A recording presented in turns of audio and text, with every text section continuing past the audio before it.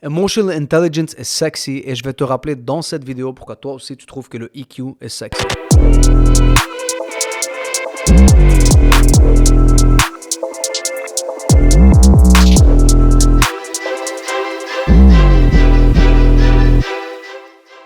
What's up salespeople, business owners and leaders, j'espère que vous passez une excellente journée. À travers notre carrière, on a tous déjà été témoins de l'ascension incroyable d'un employé, peut-être même que c'était toi en train de regarder cette vidéo. Un employé qui à première vue ne semblait pas avoir aucun avantage en particulier, surtout pas on paper, pas de diplôme ou très peu d'expérience dans le marché du travail, bref... Le gars avait le profil typique d'un employé qui allait être très ordinaire. Et là, boum, après quelques mois, il commence à dominer son poste.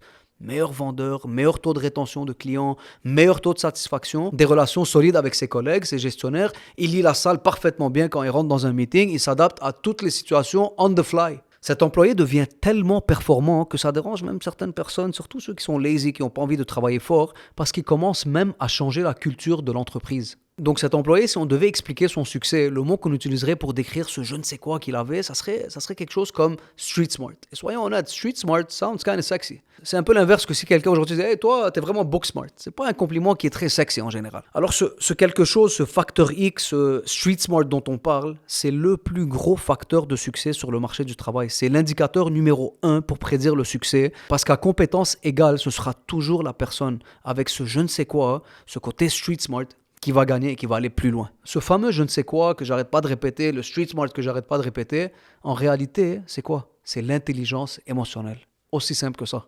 Ok, ça sonne peut-être un peu moins sexy de dire à quelqu'un « Hey, toi, t'es émotionnellement intelligent ». Mais la vérité, c'est que c'est le meilleur compliment qu'on puisse te faire.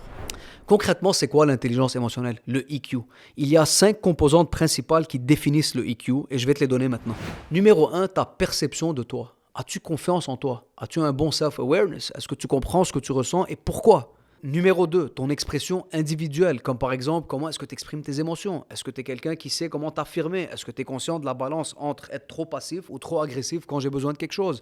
Est-ce que tu as une bonne capacité à être indépendant? Numéro 3, tes facultés relationnelles, tes relations humaines, ton empathie, ta responsabilité sociale, ta capacité à créer des connexions réelles avec les gens. Numéro 4, ta capacité à prendre des décisions. Est-ce que tu as un bon sens de la réalité? Est-ce que tu as une approche pragmatique pour résoudre des problèmes? Et surtout, est-ce que tu as un bon contrôle de tes impulsions? Ça, moi, par exemple, c'est une de mes composantes sur laquelle je travaille constamment. Et finalement, le numéro 5, ta gestion du stress. Comment tu réagis sous pression? Est-ce que tu restes centré ou tu perds complètement tes moyens? Et tu sais c'est quoi la meilleure nouvelle dans tout ça? Il existe un outil de renommée mondiale utilisé par les plus grandes entreprises et organisations au monde. Et je travaille avec cet outil personnellement. Cet outil te permet de mesurer ton propre EQ comme si tu faisais un test de ton IQ. D'ailleurs, tu sais c'est quoi la plus grande différence entre le IQ et le EQ? Contrairement au IQ, le EQ est un skill qu'on peut développer tout au long de notre vie. Et voilà pourquoi Emotional Intelligence est sexy. Merci d'avoir écouté cet épisode. N'oubliez pas de liker, partager, commenter. Je vous souhaite une magnifique journée et je vous dis à bientôt pour un prochain Heart to Heart.